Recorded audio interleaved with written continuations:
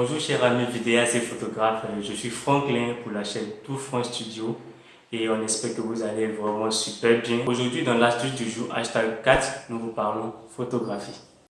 Quand on débute en photographie, ce n'est pas évident parce que on ne maîtrise pas forcément tous les paramètres de réglage. Et bien le plus fréquent c'est les modes parce que tout simplement les modes sont la base des réglages de la photographie. Parce que c'est lorsque tu choisis le mode dans lequel tu prends ta photo que tu fais tes réglages en fait. Alors on se retrouve tout de suite pour la suite.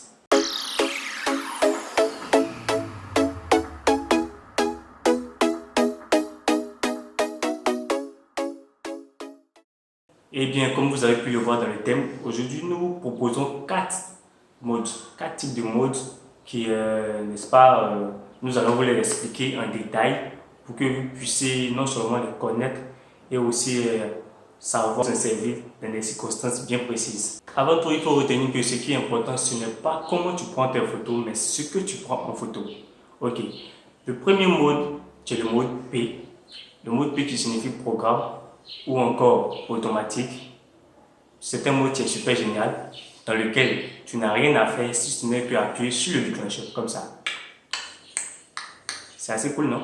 En tout cas, moi je pense que c'est très cool.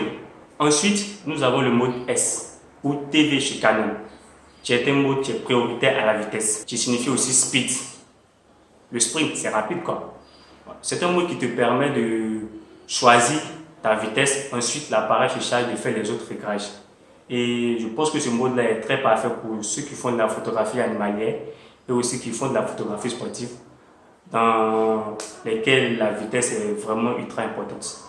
Après, nous avons le mode manuel qui est un mode super cool parce que c'est un mode qui te permet de pouvoir faire tout un réglage de A à Z.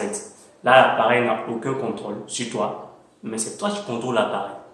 Voilà. C'est aussi un mode qui est super bien pour les photographes qui font de la photographie de type studio et aussi de la photographie sur trépied. Parce que si tu veux te balader et faire du portrait, etc., je pense que ce mode est un peu...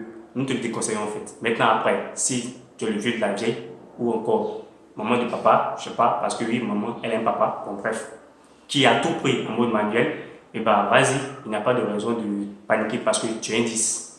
Alors pour finir, nous avons le mode A ou AVI chez Canon, qui est un mode prioritaire à l'ouverture. Nous rappelons que l'ouverture a quand même un effet assez sympa parce que il te permet de changer ta profondeur de champ. Évidemment, quand je parle de profondeur de champ, les planteurs, ne vous affolez pas parce que la limite de vos champs reste intacte. C'est un mode très cool car il est à moitié automatique et à moitié manuel. En quelque sorte, ton appareil et toi, vous partagez un peu les tâches. C'est-à-dire que toi, tu ne fais que choisir l'ouverture que tu souhaites et ton appareil se charge de régler tout seul les ISO et la vitesse. Donc c'est assez très cool. Alors c'est tout pour aujourd'hui. Nous vous remercions de nous avoir suivis jusque là. Je vous rappelle que c'est Franklin pour la chaîne Tout Franc Studio. D'ici là, nous vous souhaitons d'être beaucoup créatifs, de sortir, de faire de belles photos, de faire de belles vidéos. Prenez soin de vous. Ciao, ciao.